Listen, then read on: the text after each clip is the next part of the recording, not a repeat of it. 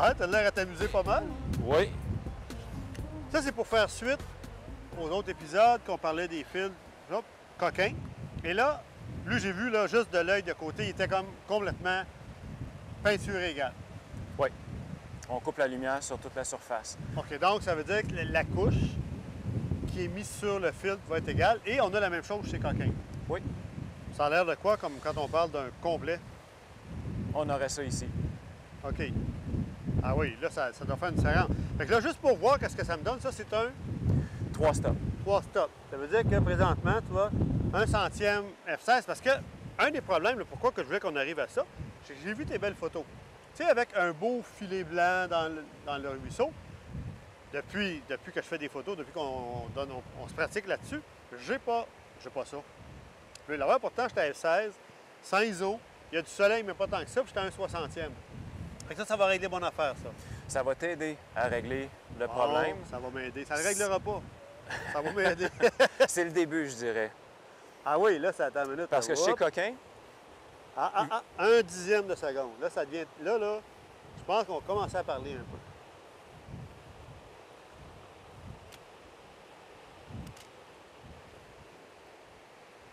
Fun, ça?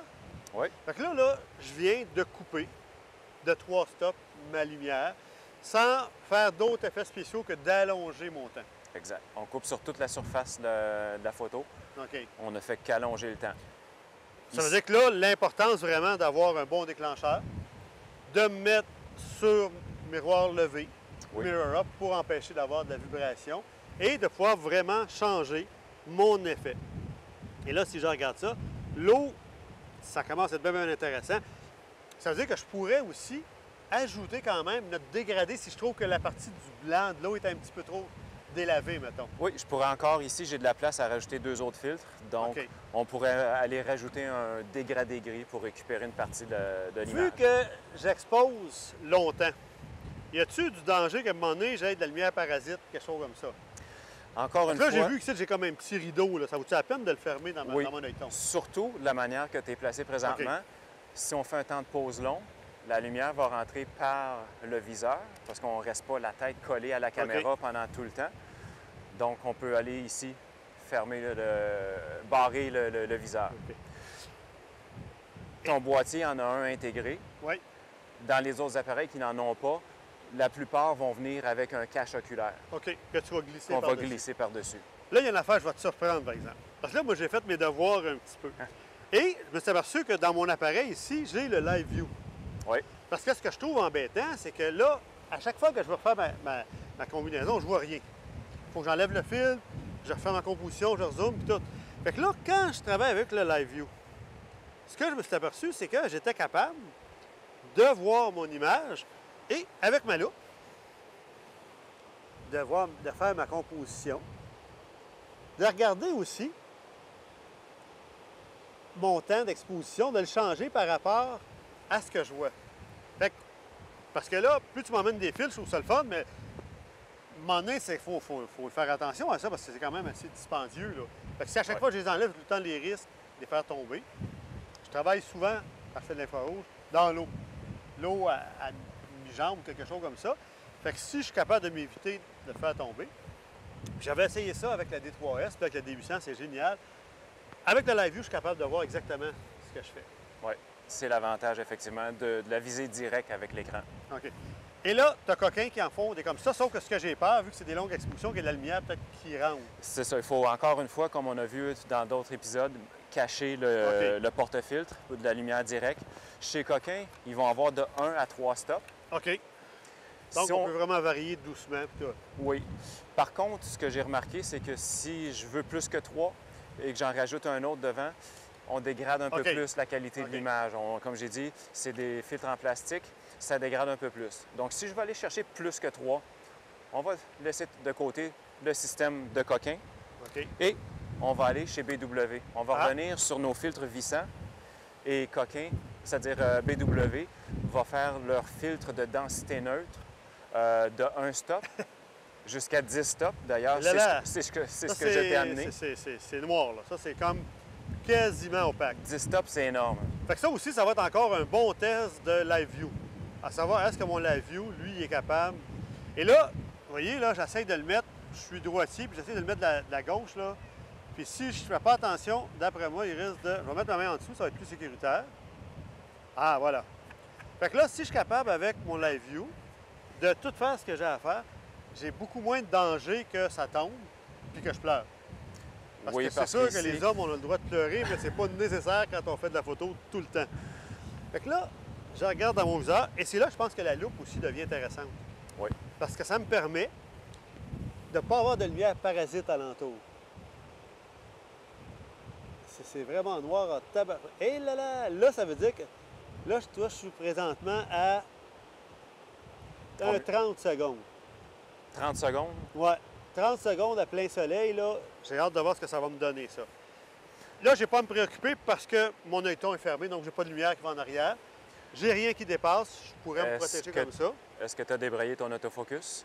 Non. Il faut le débrayer. Parce que quand on va appuyer, il va rechercher à faire la mise au point. Il ne sera pas capable de le faire étant donné la densité du filtre. Juste à voir encore là si ma mise au point est correcte. Parce que ça, tu vois, j'avais oublié de regarder On ajuste la mise au point en premier. Ensuite, on débraye l'autofocus.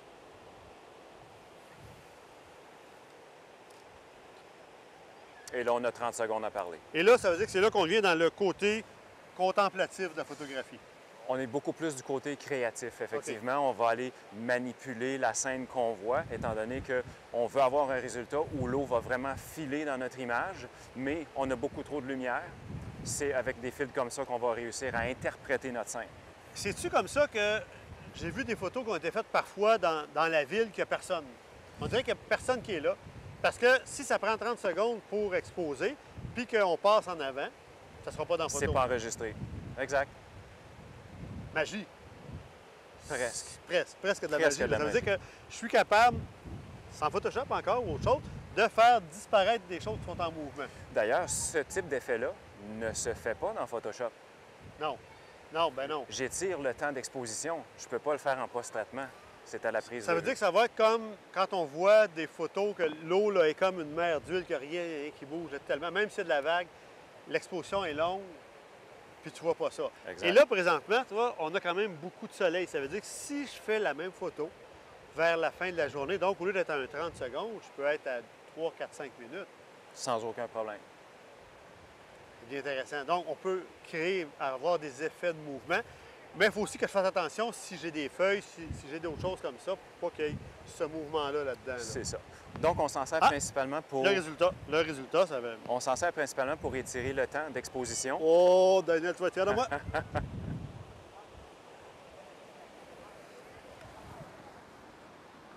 Ah ben, c'est fun. C'est l'effet qu'on cherchait. C'est ça. OK. Par contre, là, je suis limité. J'ai tout de suite, tout le temps, cette durée-là. Y en a-tu que je pourrais varier? Ben, j'aimerais ça, pas de passer de 1 à plus, là. Oui, ça existe. Une densité neutre variable. Variable. On va serrer celui-là. Oui. Et là, ça veut dire qu'avec lui, je vais être capable... Ah, tu as une petite manivelle, j'imagine, pour pouvoir l'ajuster comme il faut. C'est ça. Et ça, est-ce que c'est disponible pas mal dans toutes les grandeurs? Oui. Dans les diamètres standards, là, sans aucun problème. OK. Fait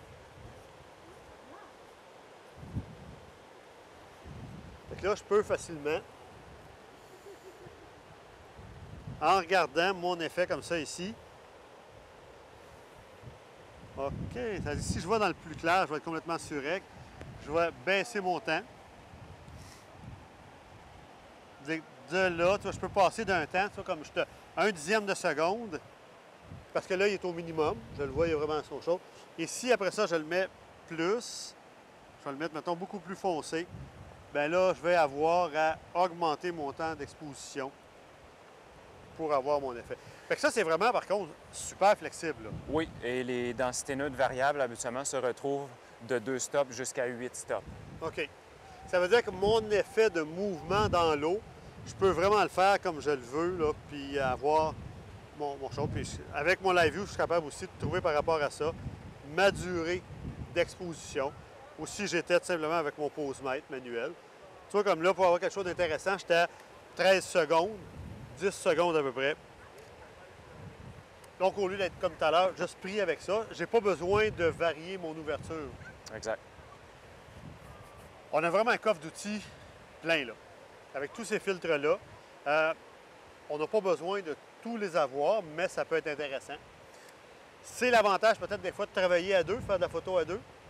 T'en as une partie, j'en ai une partie. Oui. En autant qu'on y fasse tous les deux aussi attention.